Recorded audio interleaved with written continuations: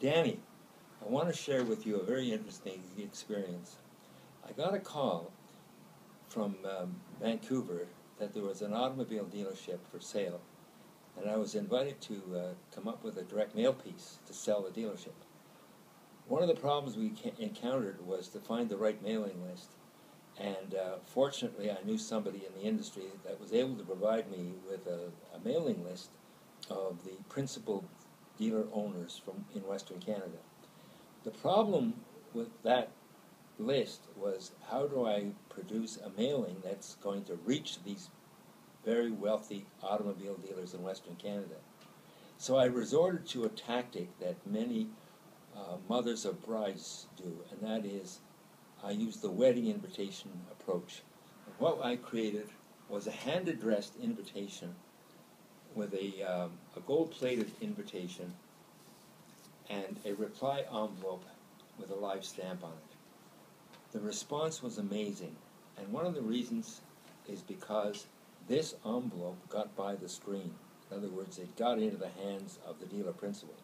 But to make it easy for the dealer to order the CD, the invitation asks you to mail in your business card for a complimentary CD, was the fact that it was so easy for them merely to drop their business card in the envelope and mail in, and we had hundreds and hundreds of replies.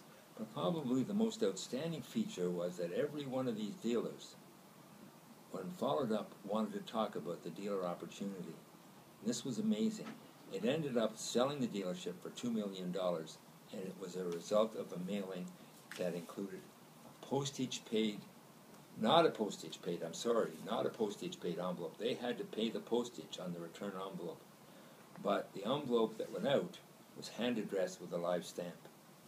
Another opportunity that gives great strength to envelopes is that the Department of Foreign Affairs and International Trade had sponsored 4 Canadian companies to attend what they call an international mobile communication show in Atlanta.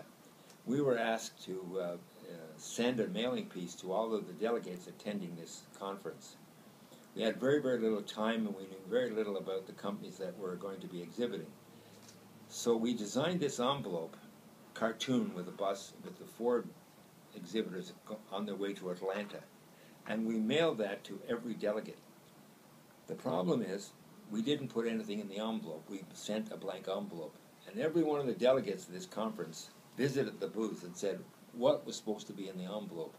It's a wonderful way to open a dialogue. So I believe that the envelope is the unsung hero of the direct mail business. So a lot of importance should be attached to the envelope. We have used craft envelopes to get that government feel, to get folks opening up an envelope. We have used colored envelopes, very, very effective using colored envelopes. And another way of using envelopes that for fundraising, where we use an envelope without a stamp, without a mailing list, and these are 4 examples that have raised over $200,000 for charity. These envelopes were placed either at a dinner or a breakfast or in the pew of a church or at a gathering or a conference, and people took the envelope home, looked at the appeal, and mailed in their check. And this is a wonderful way of using an envelope where you don't have a mailing address and you don't have the money for postage. At a gathering of your supporters, give them an envelope, tell them to bring it home, look at the appeal, and mail in their check. The envelope is, without a doubt, the unsung hero of direct mail.